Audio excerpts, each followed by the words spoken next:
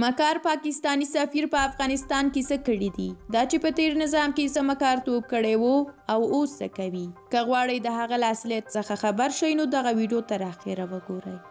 سید خالد سادات لیکلی دي دا سړی مخکې له دې چې سفیر شي کابل کې د پنجاب سفارت کې د پی سی دنده ترسره کوله. سیاسي کنسولران مستقیما ISI ګماري. لنډ وخت کې افغانستان د پنجاب بړیسو او خرڅ شویو کړیو سره اړیکې جوړې کړې او په چټکه توګه کابل کې د پاکستان سفارت د سفارت معاون په توګه وټاکه. کله چې د معاونیت موده پوره شوه نو پنجاب سمدستي نوموړی تیر کال کابل ته د خپل سفیر په توګه راولېږه. منصور اصلاً پنجابی دی خو پر پښتو او دري روانې خبرې کولی شي او همدغه علت دی چې په نننیو ښاغلیو له ځانه هم ګران دی او لکه د مور میړه هر ځای کې له ځانه مخکې روان کړی وي. اوس مهال چې جمهوریت سقوط کړی او د تیر نظام دوره پای ته رسیدلې له حقوقي اړخه د افغانستان داخل د پخوانیو ټولو کوربه سفیرانو دنده پای ته رسیدلې. کله چې د یو دولت حقوقي شخصیت تمام شي نو سفارتي اړیکې په اتومات ډول له منځه ځي. اما دا سړی د افغانستان په سقوط او له سقوط وروسته ټولواکی دی. له سقوط مخکې د پخوانیو قومندانانو او دولت پر وړاندې د شمال ټلوالي په انسجام کې خورا فعال و.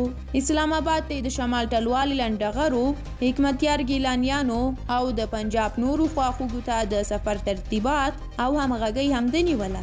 له سقوط وروسته بیا بې له دې چې کوم قانوني مسؤلیت ولري د طالبانو ټوله اداره کنټرولوي او حتی د ټولو نړیوالو ډیپلوماټیکو اصولو او عرف خلاف د طالبانو مشران خپل دفتر ته راغواړي. د ویانا کنوانسیونونو له مخې سفیران خپلې ټولې اړیکې د کوربه هیواد بهرنیو چارو وزارت له ادرسه تنظیموي. اما دا پیشکندې په خپل سر د طالبانو وزیران، والیانو، نظامیانو، د افغانستان بانک، کلانتر او حتی د سرې میاشتې رئیس سره ټولې ناستې په خپل سر تنظیموي. د دې سړي د غرپیشۍ او سپین سترګۍ د افغانستان په چارو کې بربنډه لاسوهنه ده او موږ ته د پیغور په توګه راښیي چې د طالبانو ټوله سرپرسته کابینه زه چلوم او تاسو افغانان مې خپل هیواد کې بګیل کړي یاست. په وطن مې دومره لوی اشغال تر اوسه نه ولیدلی. هغوی چې نن د حاکمیت تمثیل کوي په حقیقت کې هر څه ورته دا سړی تنظیموي چې څنګه مخته او څنګه شاته ځي.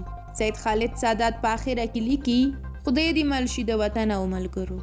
ستاسو له ملتیا هم ډېره زیاته مننه کوم. تاسو هم په دې اړه خپل نظر را سره شریک کړئ او د هغه لیدونکو له کومنټونو هم ډېره زیاته مننه چې زموږ په ویډیوګانو یې کړي دي.